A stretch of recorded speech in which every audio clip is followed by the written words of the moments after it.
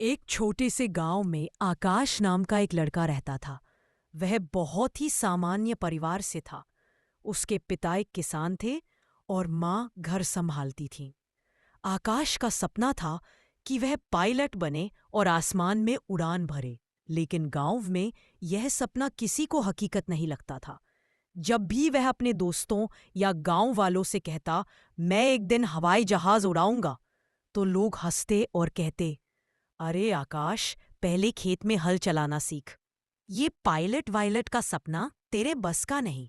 यह सुनकर आकाश के मन में एक पल को संदेह आता, पर फिर उसकी माँ की बातें उसे हिम्मत देती। बेटा, अगर तू खुद पर भरोसा रखेगा तो पूरा आसमान तेरे कदमों में होगा। आकाश ने ठान लिया कि चाहे कुछ भी हो, वह हार नहीं मानेगा। वह दिन रात मेहनत करने लगा।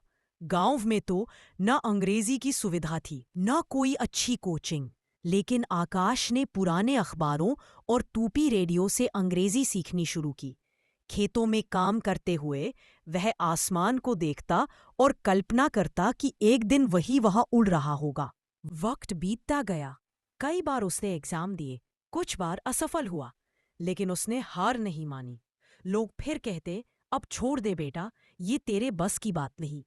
पर आकाश हर बार मुस्कुराता और कहता, जब तक मैं खुद हार नहीं मानता, कोई मुझे हरा नहीं सकता।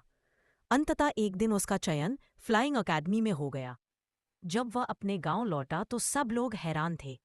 वही लोग जो कभी उस पर शक करते थे, अब उसकी तारीफ कर रहे थे।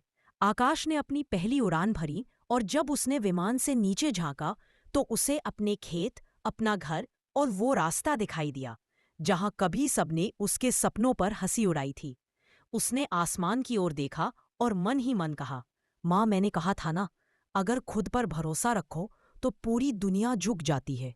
संदेश इस कहानी से हमें यह सीखने को मिलता है कि दुनिया चाहे लाख बार शक करे, लेकिन अगर हम खुद पर यकीन रख लें तो कोई भी मंजिल असंभव नहीं रहती।